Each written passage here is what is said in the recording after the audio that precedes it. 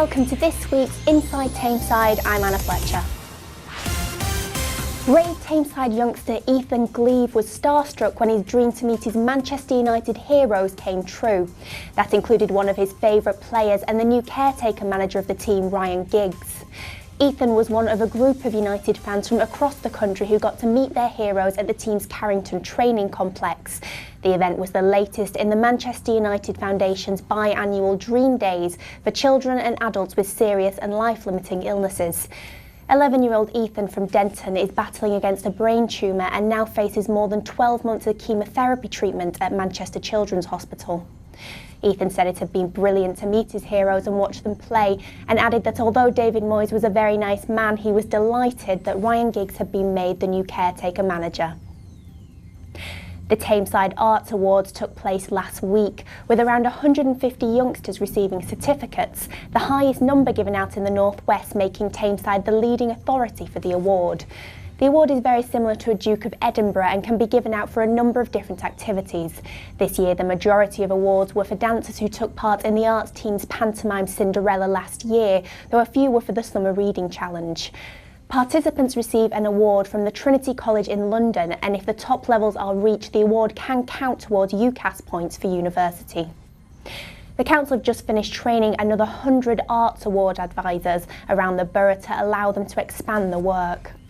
Head of Culture for Tameside Council Emma Varnham said she thinks Tameside has a wonderful cultural heritage and that they are very keen on young people getting the opportunity to express themselves through the arts. Volunteers at a local hospice shop have been celebrating the 20th anniversary of its opening as they move back in after a complete refurbishment. The Willow Wood shop in Droylsden reopened on Saturday following an 8-week closure. The Market Street shop, which was the first hospice retail outlet to open, helps raise vital funds for the Ashton-based Willow Wood Hospice. Since opening, it has been staffed by a dedicated team of volunteers, with 4 ladies in particular having notched up 80 years between them. Gwen Boone, 92, Joan Brown, 73 and Evelyn Hull, 80 have worked in the shop for 20 years and were there on its opening day, while Beryl Hambleton, 80, in her own words started week 1, day 4. After a dramatic weekend in which Keith Briggs's men finally found the form that had eluded them for so many months, Stalybridge Celtic confounded their critics by securing another season of football in the Skrill North. A win over Gainsborough Trinity at Bowerfold on Saturday was followed up by a hard-earned point at Bradford Park Avenue on Easter Monday, and this combination of results, along with defeats for Histon, was enough to secure the Celts a reprieve. They still managed to put their fans through the emotional ringer though, surrendering a lead against Gainsborough before falling behind to their visitors. For once though, they showed some character and hit back to win 3-2, and they took that resistance to West Yorkshire to again come from behind against Bradford. And finally, this Sunday is the ever-popular Tulip Sunday, with a host of events coming to Stamford Park in Stalybridge.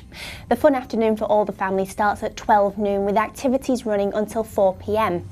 There will be fun for all the family, with face painting, craft workshops, a climbing wall, music, sports activities, stalls and even street theatre. All of this and more will be in the park at this year's ever-popular annual event, which always draws big crowds. It all takes place amidst a carpet of tulips, which, as our picture taken by Alex Rankin just last week, are looking good and ready to play their part. I'm Anna Fletcher, and this was Inside Tameside.